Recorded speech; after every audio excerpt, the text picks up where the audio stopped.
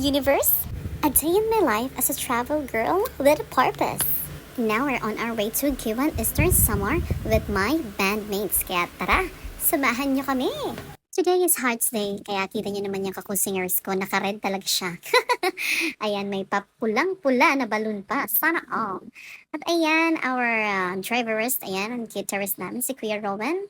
At si Tristan, our drummerist. So, nandito tayo ngayon sa San Juanico Bridge. Ito yung tulay na nagdudugtong sa puso ko at sa puso mo. Nagdudugtong ng Samar at Leyte. Ano be? O, kita nyo naman kung gaano kahaba. Gaano kahaba ang pasensya ko. Charis! Nakakailan ka na?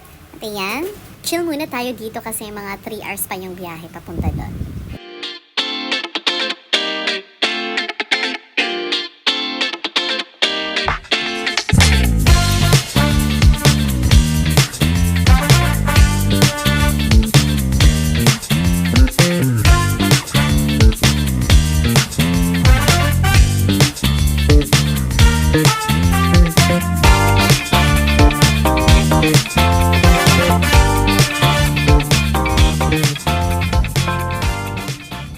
At ayan, nakaabot na nga kami sa Giwan Eastern Samar. Kumain muna kami kasi nagutom ang mga persons. And then, pumunta na kami sa hotel kung saan kami nakabook for our accommodation. After 3 hours na travel, ay super nakakapagod talaga. Kaya mag-rest muna kami. Beauty rest, as if naman. Beauty rest para mamaya may lakas tayo mag-perform. Ayan, super hagardo ang person. Kasi nga, wala pang maayos na tulog. Pero kailangan lumaban para sa ekonomiya ng bayan. So after mag-relax, nagmadali ang ayos na nga kami kasi nga we're running out of time. Kaya di na nakakapag-video sa pag-aayos namin. At ayan, on our way to Runway dito sa Giwan Eastern Samar. For the red tayo today kasi it's Hearts Day. At ayan na nga, andito na kami. Dumating na kami dito sa Runway. Yan, super pretty at ang pupogi ng aking mga kasama. Sana all. At ako naman ay lantang gulay. Wala tayong magagawa kahit anong beauty rest at magpapaganda, ganun pa din. And now we start setting up our things na to start for our set. At ngayon, medyo marami-rami na din ang mga tao. At sabi nila, inaabangan daw nila kami.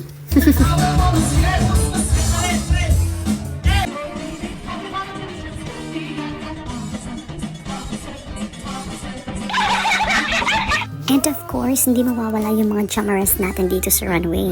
Ayan, napaka-cooperative, participative na ating mga bisita ngayon. At hindi magpapatalo. Game na game din na nag-jam. Yung baby boy ko, of course. Ayan, super support. Ayaw mapagod ako. Charis!